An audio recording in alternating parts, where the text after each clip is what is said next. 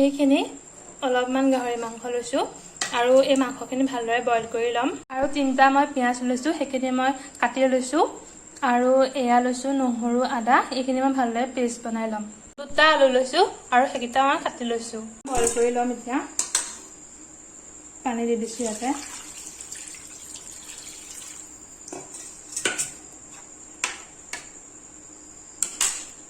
আৰু আলুখিনিও ইয়াতে দি দিছোঁ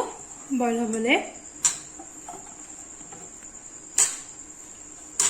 আৰু অকণমান মই নিমখ দি দিম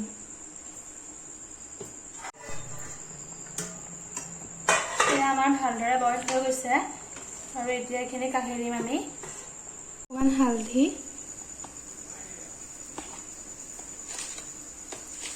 আৰু অকণমান নিমখ ইয়াত সানি ল'ম লৈ পেলাই ফ্ৰাই কৰিম অকণমান তেল দি দিম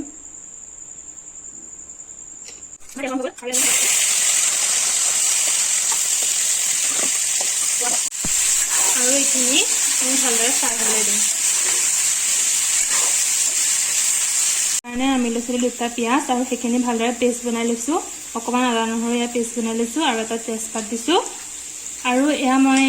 কেঁচা জিৰা তিয়াই থৈছিলোঁ আৰু সেইখিনি শুকান জলকীয়া সৈতে ভালদৰে মিক্স কৰি পেলাই পেষ্ট বনাই লৈছোঁ আৰু অকণমান গৰম মছলা আৰু অকণমান জলকীয়া গুড়ি আৰু যিহেতু মই বাঁহৰ গাজ দি গাহৰি মাংসখিনি বনাম বুলি ভাবিছোঁ সেইকাৰণে মই অকণমান বাঁহৰ গাজ লৈ লৈছোঁ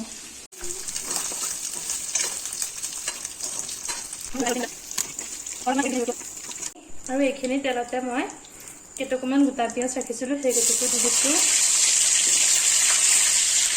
আৰু এটা তেজপাত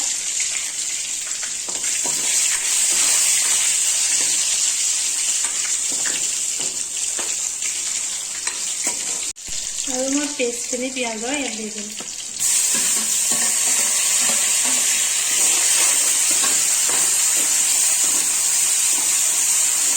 আৰু ইয়াতে মই দি দিম নহৰু আদা পেষ্টখিনি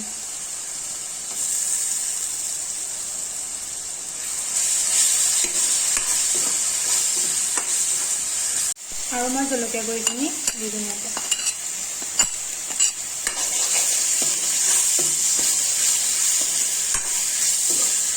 ভালদৰে ভাজ কৰি দিম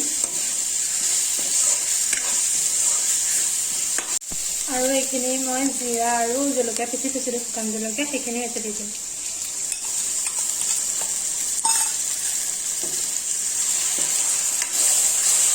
ভালকৈ ভাজ খাবলৈ দিম এইখিনি আমাৰ ভালদৰে ভাজ খাই গৈছে আৰু ইয়াত ফ্ৰাই কৰি ৰখা মাংস আৰু আলুখিনি দি দিম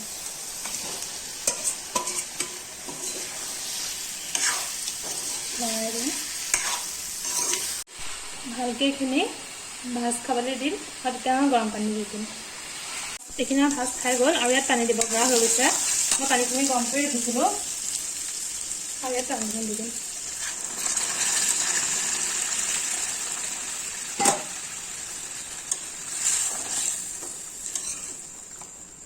আৰু ইয়াতে মই বাঁহৰ গাজখিনি দি দিম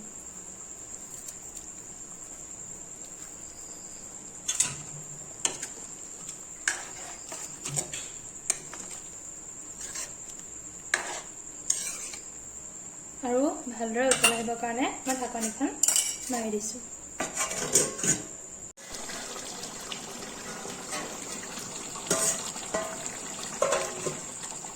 আমাৰ ইয়াত ৰেডি হৈ গৈছে আৰু ভালদৰে সিজিও গৈছে আৰু মই নমোৱাৰ আগত এইখিনি গৰম মছলা দি দিম অকণমান